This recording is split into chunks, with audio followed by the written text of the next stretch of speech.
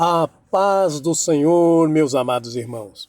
Bem-vindos a mais uma aula do curso Contexto do Novo Testamento. Nesta aula, vamos conhecer um pouco mais sobre o início do ensinamento de Jesus e como a Torá, ou seja, a lei judaica, exercia importância na vida dos primeiros seguidores desse movimento que estava começando. Mas antes, é muito importante que você não se esqueça. Inscreva-se no canal, deixa lá o seu like, aperte naquela mãozinha lá, deixa o seu positivo e inscreva-se no canal. É muito importante para que o YouTube reconheça que essas aulas têm relevância. Se a aula foi útil para você, as outras aulas e essa aula está sendo útil para você, por favor, dê o seu like, inscreva-se no canal e compartilhe essa aula com o maior número de pessoas. O objetivo principal das nossas aulas é, obviamente, explorar o contexto, o ambiente do Novo Testamento, para que com isso tenhamos uma visão mais apurada, tenhamos uma compreensão mais abrangente de como as coisas realmente eram naquele primeiro século, naquele momento da história, no cotidiano da vida de Jesus, nos princípios, na formação do cristianismo. Na aula de hoje, iremos falar sobre os primeiros seguidores de Jesus e vamos desenvolver essa aula obedecendo os seguintes tópicos. Primeiro, a importância da Torá para Jesus. Vamos analisar o quanto a Torá realmente é a máxima autoridade para todos os judeus, inclusive ela era para Jesus.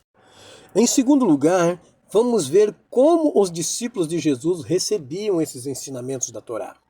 E será que realmente o movimento de Jesus, em seus ensinos, desobrigava os seus discípulos de cumprir os mandamentos da Torá? Vamos analisar isso. Em terceiro, a presença da Torá nos Atos dos Apóstolos. O que acontecia com aqueles que aderiam ao movimento de Jesus em relação às ordenanças da Torá? O que acontecia com eles quando se deparavam com o conhecimento da Torá e todas aquelas leis? Quais eram as exigências dos judeus, seguidores da Torá, em relação aos convertidos ao movimento de Jesus? Muito bem, são esses três tópicos, esses três temas que darão corpo à nossa aula. Vamos começar com a importância da Torá para Jesus. A perspectiva, a ideia, né, o ângulo, por assim dizer, o padrão que norteou a ideologia teológica da maneira de crer da igreja cristã tradicional desde a época patrística. E patrísticos eram aqueles líderes teológicos que eram conhecidos como pais da igreja. Então, desde a era patrística, essa perspectiva teológica da igreja cristã, refletida nos evangelhos, é que Jesus aboliu a lei. A lei e seus sacrifícios, que ele revogou, que ele terminou com a Torá. Alguns preferem utilizar o termo profético cumprida, fazendo entender que na prática significava que acabou a Torá. Entretanto, se a Torá acaba, significa que a aliança também termina. E com isso, a identidade judaica, a identidade do povo de Israel desaparece. A crença de que os judeus foram rejeitados por Deus era uma crença oficial da igreja por muitos anos, por séculos. E infelizmente até os dias de hoje, até os dias atuais, muitos cristãos acreditam na ideia de que judeus precisam se converter ao cristianismo para poderem ser aceitos novamente por Deus. Entretanto, essa posição, que por muitos anos norteou a igreja, está sendo reconsiderada em muitos círculos acadêmicos. A antiga perspectiva cristã sobre o Novo Testamento, acerca dessa observância judaica da Torá, é uma coisa que precisa ser repensada também hoje. Por isso estudamos o curso Contexto do Novo Testamento e esperamos que venha trazer uma luz sobre esse assunto. Isso porque Jesus ele teve uma atitude extremamente positiva em relação à lei, que é a Torá. E essa relação é percebida no livro de Mateus, primeiro evangelho já do Novo Testamento, no capítulo 5, versículo 17 e 18. Vamos ler. Está escrito assim, ó. Não penseis que vim destruir. A palavra grega aqui é kataleo, ou katalio, a lei ou os profetas. Eu não vim destruir, mas vim cumprir. Plerol. Porque em verdade eu vos digo que até que o céu e a terra passem, de modo nenhum passará da lei um i ou só um tio, até que tudo se cumpra. Jesus acreditava que a Torá e os profetas, não o canone, mas o ensino, eles eram permanentes. E eles não passariam. A missão de Jesus, a sua missão é claramente não para abolir a lei e nem para enfraquecê-la. Ele veio cumprir. Ele disse, não penseis que eu vim destruir a lei ou os profetas, eu vim cumprir ela. E vim cumprir plerol. Cumprindo a lei, a Torá, os profetas, não pode significar trazê-la a uma extremidade, ou seja, trazer cargas, trazer mais peso para que fique dificílimo de cumprir, ou seja, chegar ao extremo. E também não significa diminuí-la de maneira que ela se torne abolida. O significado de cumprir, pleol, tem que ser positivo. Preencher com significado, fazê-la completa, trazer ela na sua plenitude. E isso fica em oposição, veja que ele mesmo disse, eu não vim destruí-la. Né? Fica em oposição à negativa abolir, cataléu. Destruir ou eliminar. Né? Não foi isso que ele veio fazer. E sobre abolir a Torá, o Talmud de Jerusalém, ele já explica sobre essa tentativa de abolir a Torá. Percebam o que está escrito no Talmud de Jerusalém, está em Sinédrio 20. Se a Torá é abolida, em parte, ela é completamente abolida. A própria Torá disse, mas Salomão desejou abolir um iod, que é a menor letra do alfabeto, de mim. O santo, bendito seja ele, respondeu, eis Salomão, e 1000 como eles serão abolidos, mas nenhuma letra sua, a Torá, nunca será abolida. Essa é uma descrição rabínica de como se a Torá estivesse se expressando, né? Se ela estivesse se expressando para o povo. Né? Perceba que ele diz assim, mas Salomão desejou abolir um iod, né? E o santo disse, eis que Salomão e até 1000 como ele serão abolidos, mas nenhuma letra tua, nenhuma letra sua, Torá. Né? Então Deus respondeu para a própria Torá, nunca será abolida. Então essa crença, essa situação de que a Torá poderia ser abolida já permeava os ensinamentos rabínicos, e por isso foi perpetuada e acentuada na igreja cristã. Percebam na ilustração desse trecho de pergaminho escrito com o alfabeto hebraico. Note que a segunda palavra na passagem é chamati. A menor letra é o iod, a última letra dessa palavra. A escrita de uma letra chama-se kotz, e essa palavra descreve uma escrita decorativa, uma escrita que aponta para cima. Todo kotz, toda letra desenhada aponta para cima, aponta para o Altíssimo. Um detalhe facilmente notado e identificado, né, para quem percebe uma escrita judaica, uma escrita hebraica no caso. Um detalhe que você nota na parte superior do tav. Pode ver a penúltima letra da palavra shamat, e ali a penúltima letra é um tav. Percebam lá em cima aquela terminação da letra, aquele desenho da letra termina apontando para cima. Então é esse kotz, é esse desenho da letra. Jesus utiliza um exagero propositalmente extremo para ilustrar a profundidade das suas convicções. Quando nos deparamos com as expressões desse versículo em português, nenhum J, nenhum tio, a impressão que nos passa é que se trata de acentos gramáticos, acentos diacríticos. E mesmo quando lemos o texto em grego, que diz nem um iota ou um traço da lei, você não consegue entender claramente, pois é a tentativa do texto grego de expressar ou ilustrar o texto hebraico, que na realidade está dizendo que nem o iod, que é a menor letra, nem mesmo uma pequena parte superior do desenho decorativo da letra, escrita em hebraico, poderão ser descartados ou passar despercebidos da lei.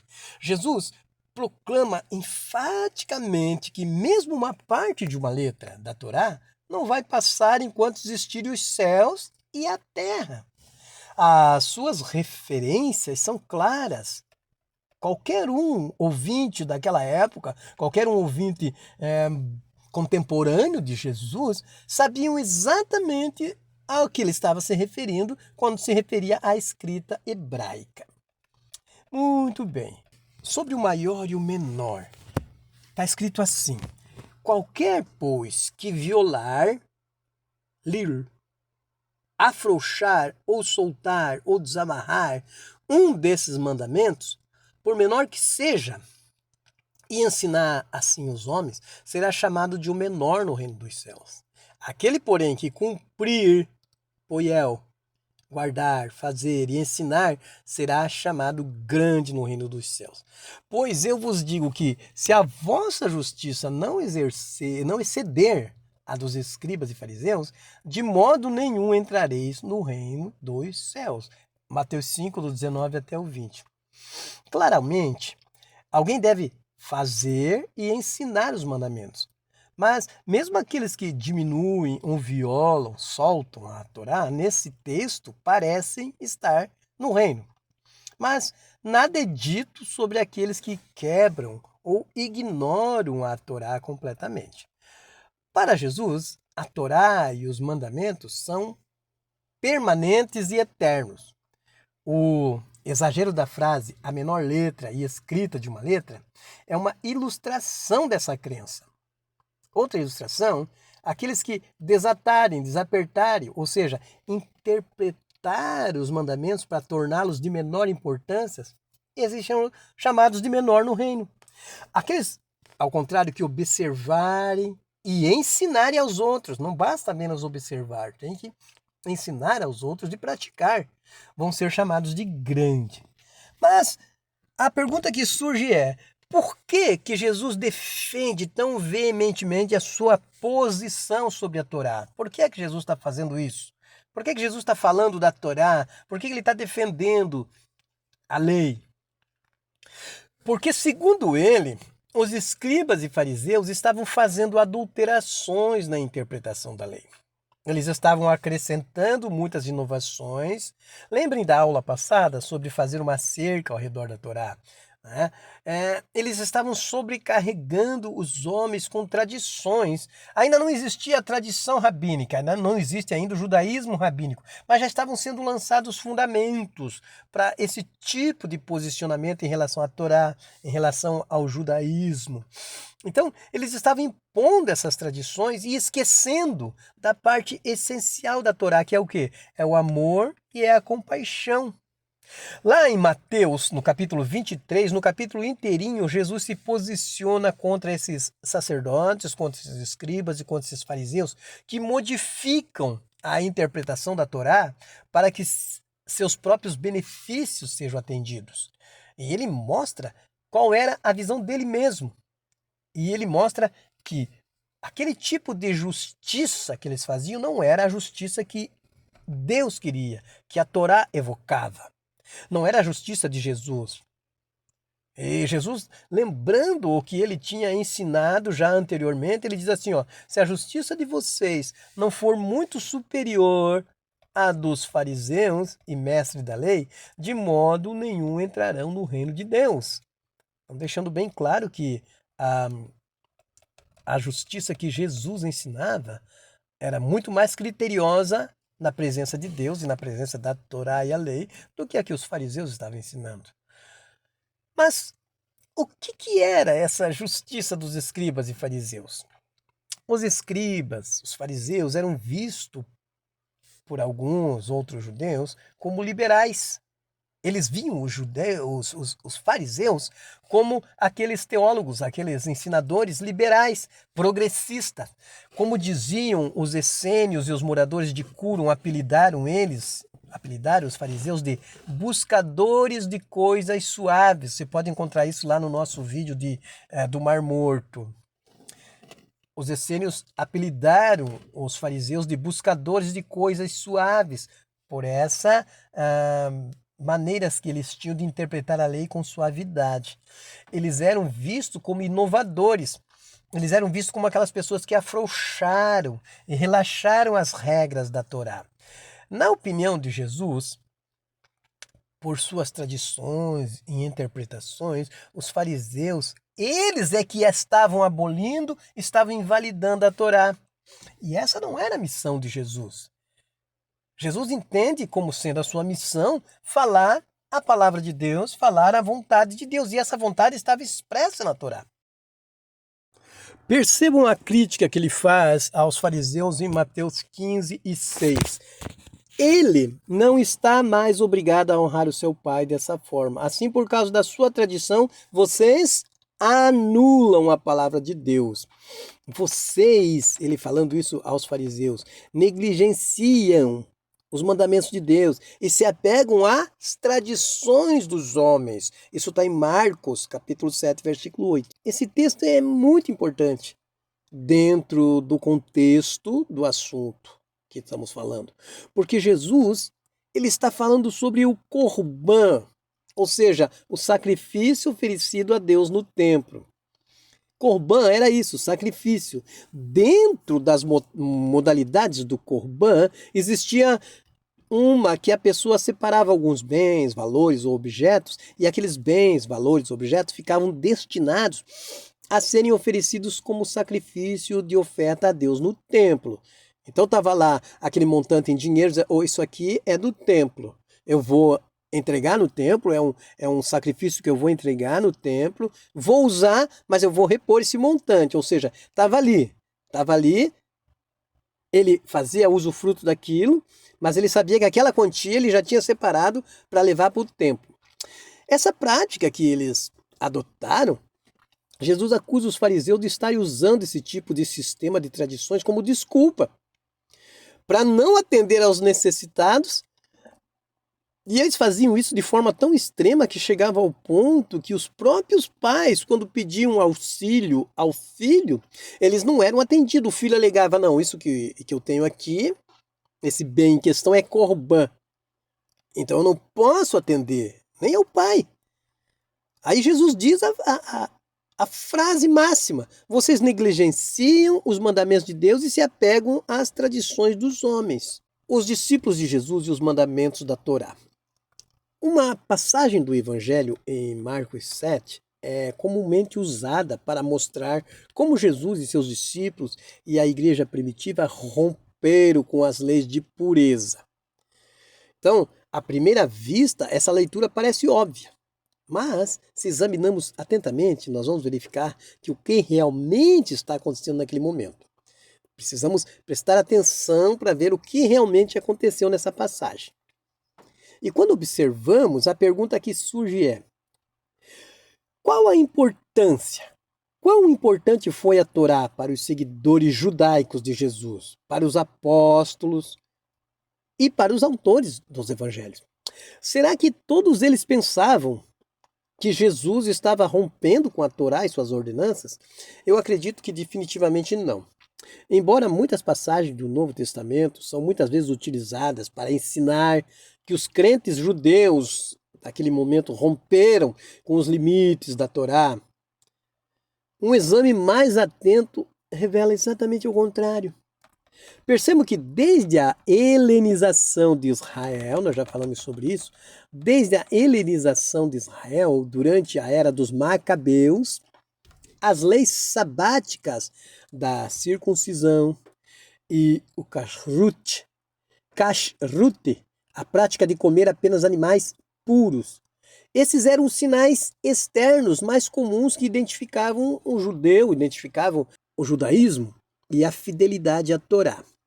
Então, perceba que as discussões desse tempo pós-exílio a respeito da Torá são sempre em torno de como se deve guardar o sábado, ou como se deve ser feita a circuncisão, ou com relação ao kashrut, que são as leis que regulam a comida kasher, ou seja, comer somente aquilo que é considerado puro pela Torá. Essas três questões temáticas eram sempre as marcas distintivas que identificavam os judeus que vieram do exílio babilônico. O desacordo acontecia sobre a pureza, ou a pureza ritual. Vamos ver o que está escrito lá em Marcos 7, do 1 ao 4, que é a questão. E ajuntaram-se a ele os fariseus e alguns dos escribas que tinham vindo de Jerusalém. E vendo que alguns dos seus discípulos comiam pão com as mãos impuras, isto é, por lavar, porque os fariseus e todos os judeus, conservando a tradição dos antigos, não comem sem lavar as mãos muitas vezes. E quando voltam do mercado, se não lavarem, não comem. E eles observam muitas tradições, como lavar os copos e os jarros e os vasos de metal e as camas. Isso está em Marcos 7, do 1 ao 4. Então, os fariseus e os mestres da lei perguntaram a Jesus: por que os seus discípulos não vivem de acordo com a tradição dos líderes religiosos, em vez de comerem o alimento com as mãos impuras? Ele respondeu: bem profetizou Isaías acerca de vocês, hipócritas. Como está escrito: este povo me honra com os lábios, mas o seu coração está longe de mim. Em vão me adoro, ensinando doutrinas que são preceitos de homens.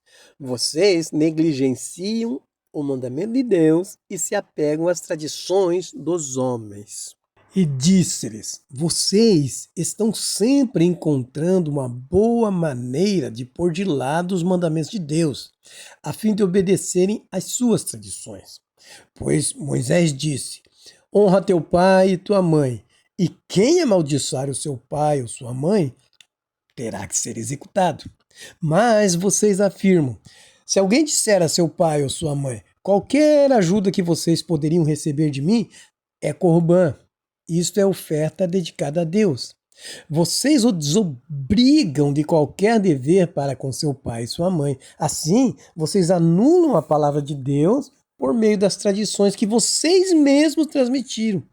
E fazem muitas coisas como essa. Mateus 7, 9 e 13. A interpretação farisaica da corbã, que é a oferta e sacrifício, permitiu-lhes retiradas de dinheiros ou itens como designados para serem doados ao templo em hora posterior.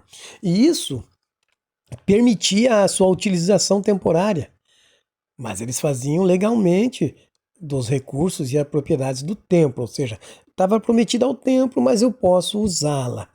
Então essa era a interpretação do corbã para os fariseus. Prosseguindo a narrativa de Marcos 7, do 14 a 23, Jesus chamou novamente a multidão para junto de si e disse: ouçam-me todos e entendam isso. Não há nada fora do homem que nele entrando possa torná-lo impuro.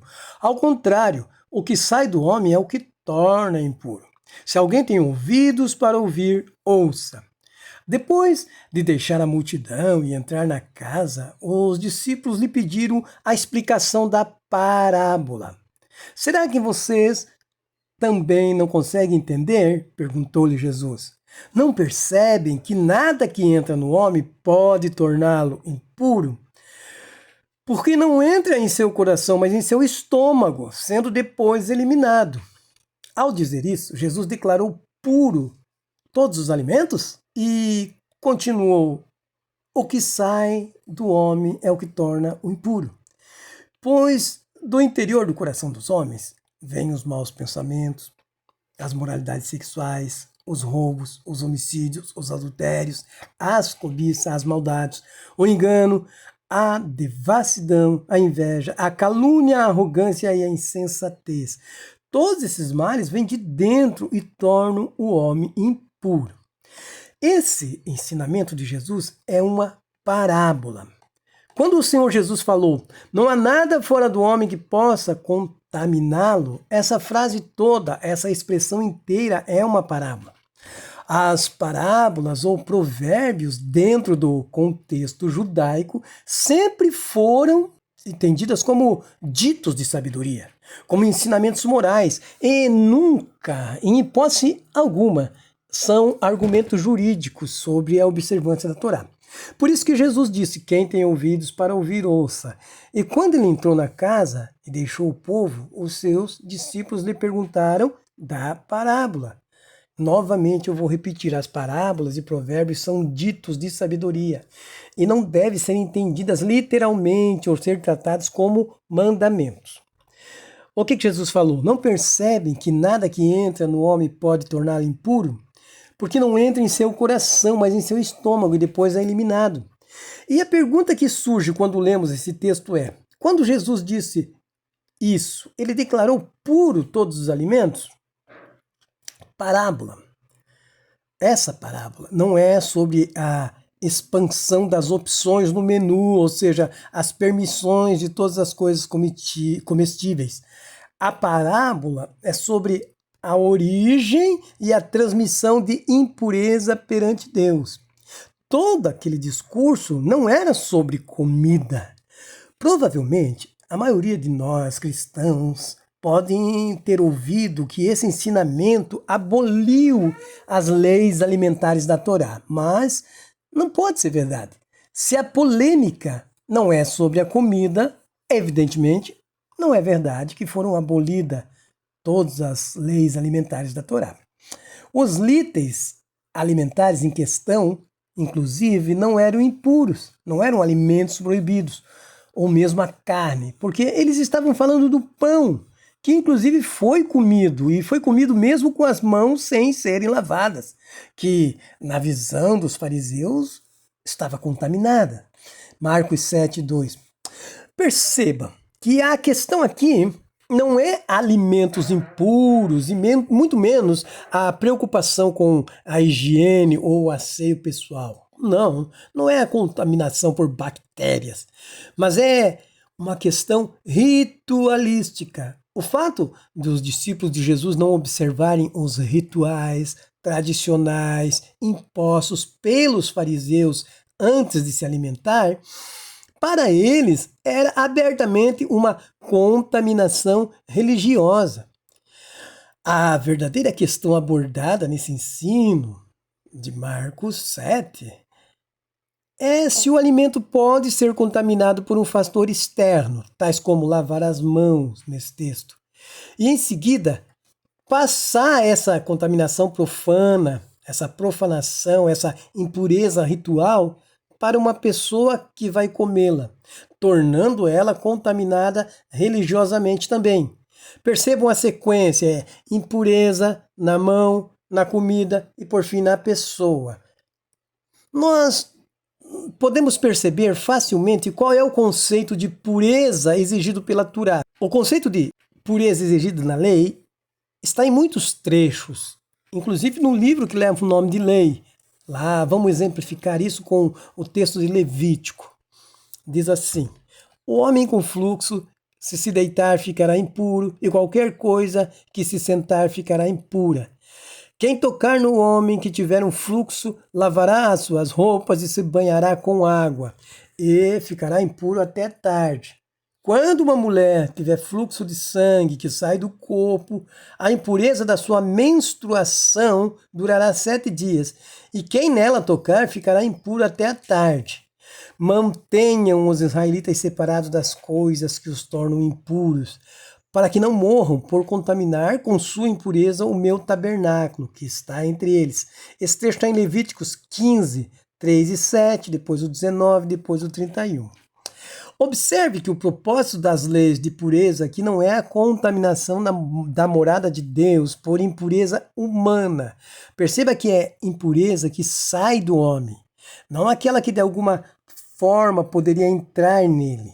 Existia, na época de Jesus, 2 sistemas para analisar o que era puro e permitido e o que era impuro e proibido. Mas isto, meus queridos, é assunto para uma segunda parte dessa aula, para a aula não ficar tão extensa. Eu espero ter dado uma boa introdução nessa questão de Marcos 7, que mostra bem o contexto de como era o dia a dia de Jesus com seus discípulos. Espero ter deixado